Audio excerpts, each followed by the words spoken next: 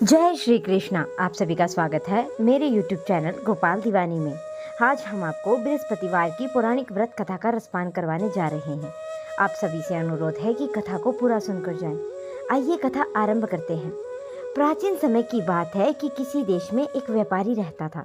वह जहाजों में माल लदवाकर दूसरे देशों में भेजा करता था। वह जिस प्रकार अधिक धन कमाता था उसी प्रकार का जी खोलकर दान भी करता था, परंतु उसकी पत्नी अत्यंत कंजूस थी।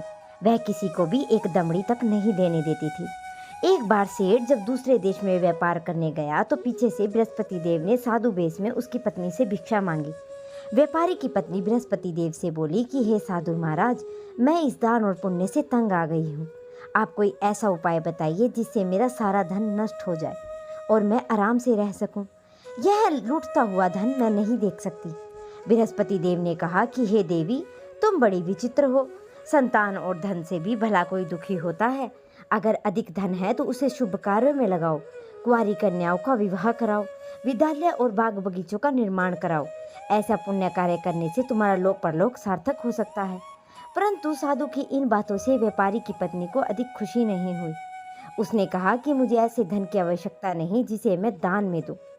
तब बृहस्पति देव बोले, यदि तुम्हारी ऐसी इच्छा है तो तुम एक उपाय करना।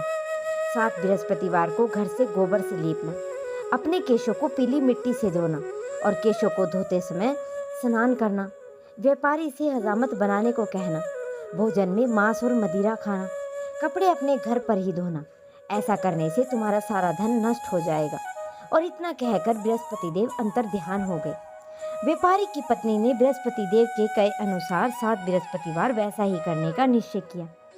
केवल 3 ही बृहस्पतिवार बीते थे कि उसकी सभी धन संपत्ति नष्ट हो गई और वह परलोक को सिधार गई। जब व्यापारी वापस आया तो उसने देखा कि उसका सब कुछ नष्ट हो चुका है। उस व्यापारी ने अपनी पुत्री को संतावना दी और दूसरे नगर में जाकर बस गया। वहां वह लकड़ी काट कर लाता और शहर में बेचता। इस तरह वह अपना जीवन व्यतीत करने लगा। एक दिन उसकी पुत्री ने दही खाने की इच्छा प्रकट की, लेकिन व्यापारी के पास तो दही खरीदने तक के भी पैसे नहीं थे।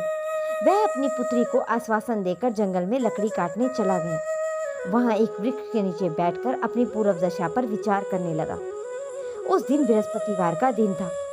तभी वहां बृहस्पति देव साधु के रूप में सेठ के पास आए और बोले कि हे मनुष्य, तू इस जंगल में किस चिंता में बैठा है?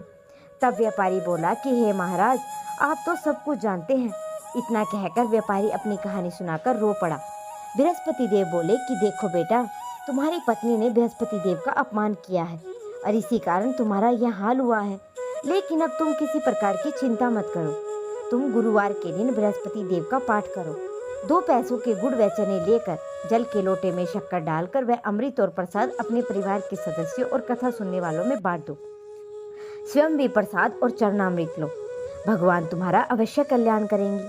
साधु की बातें सुनकर व्यापारी बोला कि महाराज, मुझे तो इतना भी नहीं बचता कि मैं अपनी पुत्री को दही लाकर दे सकूं।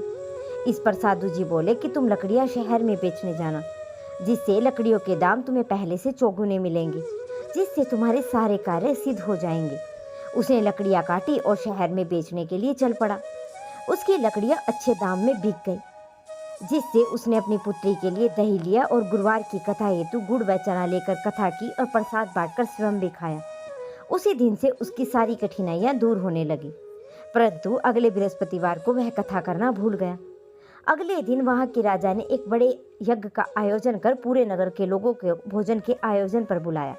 राजा की आज्ञा के अनुसार पूरा नगर राजा के महल में भोज करने आया, लेकिन व्यापारी व उसकी पुत्री तनिक विलंब में पहुंचे। उन दोनों ने राजा के महल में ले जाकर भोजन कराया। तब वे दोनों लौट कर आए तब रानी ने देखा कि उनका खूंटी पर टंगा हुआ हार गायब है। रानी को व्यापारी और उसकी पुत्री पर संदेह हुआ तो उसका हार उन दोनों ने ही चुराया है और राजा की आज्ञा से उन दोनों को कारावास की कोठरी में कैद कर दिया गया। कैद में पड़कर दोनों अत्यंत दुखी हुए। वह उन्होंने बृहस्पति देवता का स्मरण किया। बृहस्पति देव ने साधु के रूप में प्रकट होकर व्यापारी को उसकी भूल का आभास कराया और उन्हें सलाह दी कि गुरुवार के दिन कैद खाने के दरवाजे पर उन्हें 2 पैसे मिलेंगे, जिससे तुम चना और मुनक्का मंगवा कर विधि पूर्वक बृहस्पति देव का पूजन करना, जिससे तुम्हारे सब दुख दर्द दूर हो जाएंगे। बृहस्पतिवार को कैद खाने के द्वार पर उन्हें 2 पैसे मिले और बाहर सड़क पर एक स्त्री जा रही थी। व्यापारी ने उसे बुलाकर गुड़ व चना लाने को कहा। इस पर स्त्री बोली कि मैं अपनी बहू के लिए गहने लेने जा रही हूँ, मेरे पास समय नहीं है। यह कहकर वह चली गई और थोड़ी ही देर बाद वह वहाँ से एक और स्त्री निकली। व्यापारी ने उसको बुलाकर कहा कि हे बहन, मुझे बृहस्पति देव की कथा करनी है, तुम मुझे 2 पैसों को गुड़ व चना ला दो। बृहस्पति देव का नाम सुनकर वह स्त्री बोली कि भाई, मैं तुम्हें अभी गुड़ और चना लाकर देती हूँ। मेरा इकलौता पुत्र मर गया है, मैं इसके लिए कफन लेने जा रही हूँ, लेकिन मैं तुम्हारा काम पहले करूँगी और इसके बाद अपने पुत्र के लिए कफन लाऊंगी। वह स्त्री बाजार में व्यापारी के लिए गुड़ व चना ले आई और स्वयं भी बृहस्पति देव की कथा सुनी। कथा के समाप्त होने पर वह स्त्री अपने घर गई और घर पर लोग उसके पुत्र की लाश को राम नाम सत्य कहते हुए शमशान की ओर ले जाने की तैयारी कर रहे थे। स्त्री बोली कि मुझे अपने लड़के का मुख देख लेना। अपने मरे हुए पुत्र का मुख देखकर उस स्त्री ने उसके मुंह में प्रसाद और चरणामृत डाला, तो प्रसाद और चरणामृत के प्रभाव से वह पुनः जीवित हो गया। पहली स्त्री जिसने बृहस्पति देव का निरादर किया था, जब वह अपने पुत्र के विवाह हेतु पुत्र वधू के लिए गहने लेकर लौटी और जैसे ही उसका पुत्र घोड़ी पर बैठकर निकला, वैसे ही घोड़ी ने ऐसी उछाल मारी कि वह घोड़ी से गिरकर मर गया। और यह देखकर स्त्री रो रो कर बृहस्पति देव से क्षमा याचना करने लगी।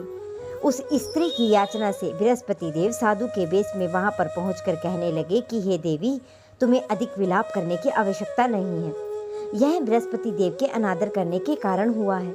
तुम वापस जाकर मेरे भगत से क्षमा मांगकर कथा सुनो, तभी तुम्हारी सभी मनोकामना पूर्ण होगी। जेल में जाकर उस स्त्री ने व्यापारी से माफी मांगी और कथा सुनी। कथा के उपरांत वह प्रसाद और चरणामृत लेकर अपने घर वापस आई और घर आकर उसने चरणामृत अपने मृत पुत्र के मुख में डाला, तो चरणामृत के प्रभाव से उसका पुत्र भी जीवित हो उठा। उसी रात बृहस्पति देव राजा के सपने में आए और बोले कि हे राजन, तूने जिस व्यापारी और उसकी पुत्री को जेल में कैद कर रखा है वह बिल्कुल निर्दोष है। तुम्हारी रानी का हार वहीं खूंटी पर टंगा हुआ है। दिन निकला तो राजा रानी ने हार खूंटी पर टंगा हुआ देखा। राजा ने उस व्यापारी और उसकी पुत्री को रिहा कर दिया और उन्हें आधा राज्य देकर उनकी पुत्री का विवाह उच्च कुल में करवाकर दहेज में हीरे जवाहरात दिए। तो ये थी बृहस्पति देव की व्रत कथा। अब अगली कथा का रसपान आप अगली वीडियो में करेंगे। अगर आप सभी को वीडियो पसंद आई हो तो मेरे चैनल को सब्सक्राइब कर लीजिए, वीडियो को लाइक कर दीजिए और शेयर करना ना भूलिए। और आप मुझे कमेंट में अवश्य बताएं कि अगली कथा आप कौन से विषय पर सुनना पसंद करेंगे।